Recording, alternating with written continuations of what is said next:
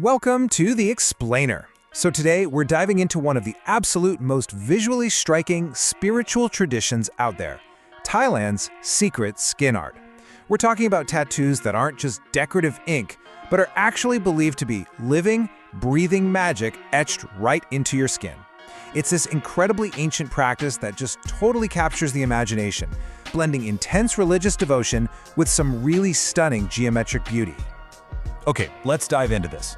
For a lot of us, especially in the West, our very first glimpse into this ancient world actually came straight from Hollywood.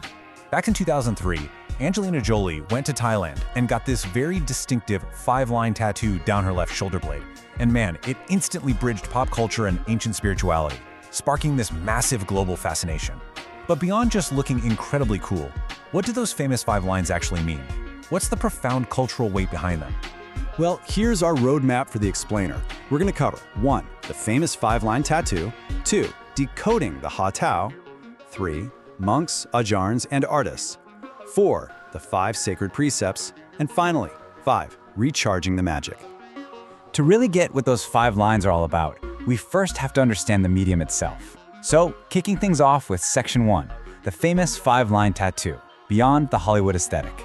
This ancient practice is called Sak Yant. Basically, sak translates to tap or tattoo, and yant comes from yantra, which is a Sanskrit word for a sacred geometric design.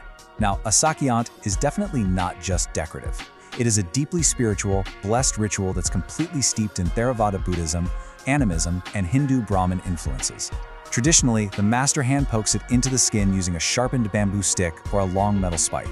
It's this intense, super intimate process, and they chant prayers the entire time to literally imbue the ink with spiritual energy and protection.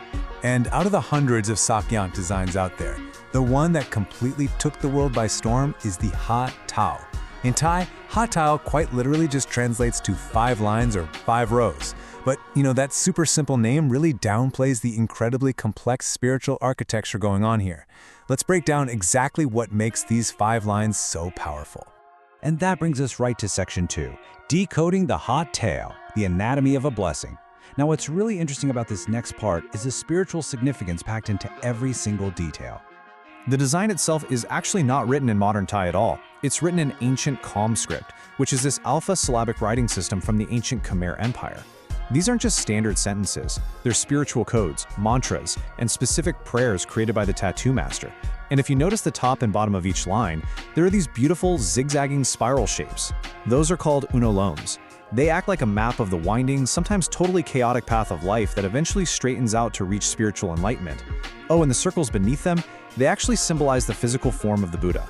So what is the actual spiritual significance of each Hah Taew line? It's not just one big blessing, it is literally a cumulative 5-layered armor of magic. Row 1 is all about your foundation. It clears out unwanted spirits, protects your home, and prevents unjust punishment, basically leaning the universe in your favor. Row 2 is like a cosmic shield. It actively reverses bad horoscope constellations and just deflects bad luck right away from you. Row 3 gets into the really esoteric stuff. This is your direct defense against black magic, and it prevents anyone from successfully putting a curse on you. Row 4 is where the energy flips from defense to offense. It actively energizes good luck, success, and future fortune in whatever you're trying to achieve. And finally, Row 5 boosts all of that success by cranking up your personal charisma and attraction, making sure you command respect and love from the people around you. Put them all together, and it's a complete, holistic safeguard. But listen, magic like that doesn't just appear out of nowhere. The ink requires a true master. Let's jump to Section 3, Monks, Ajarns, and Artists, the masters of the ink. You basically have 2 totally different paths for getting a Sak Yant today. On the traditional side, you've got Buddhist monks and Ajarns. And Ajarns are often former monks who became esoteric masters. They offer this deeply authentic spiritual lineage, usually working right inside temples with traditional hand-poke tools. But, traditional practices often mean communal ink pots and shared needles. Plus, because of strict monastic rules, monks are strictly forbidden from touching women, which definitely limits access. On the flip side, you have modern professional studios. We're talking hospital-grade hygiene, single-use needles, FDA-approved inks, and they are accessible to absolutely everyone, regardless of gender. Some even use modern tattoo machines. But this has sparked a massive debate about spiritual authenticity. Purists will argue that the magic is diminished outside the temple walls, while modern practitioners claim the real power is in the ancient design and the wearer's belief, not the mechanical tool used to apply it. Ultimately, both paths just serve different needs. It's a choice between ancient, gritty tradition and modern medical-grade safety. So, the crucial point is, this magic, it's not passive. You don't just get the tattoo and walk away perfectly protected forever. There is a cost. Moving on to Section 4, the 5 Sacred Precepts, the cost of magic.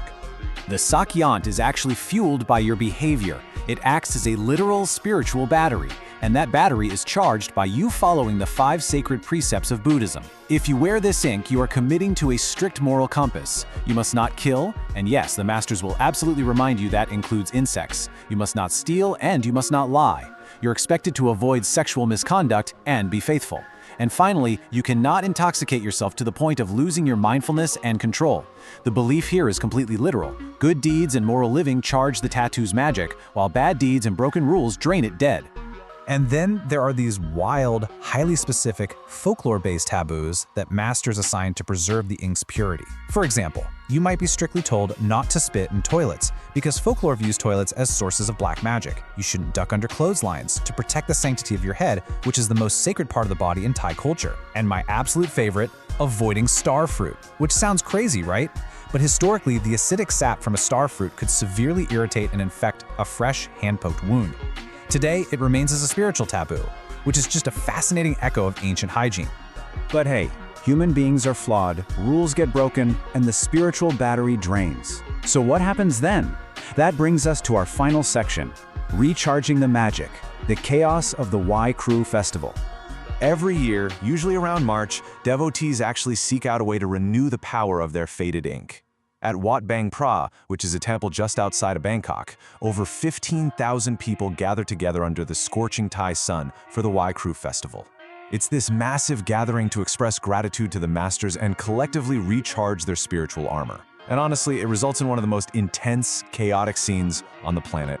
As the monks start chanting their prayers over this massive crowd, the magic in the ink allegedly just takes over. Wearers fall into these deep animalistic trances, literally becoming possessed by the spirits of their tattoos.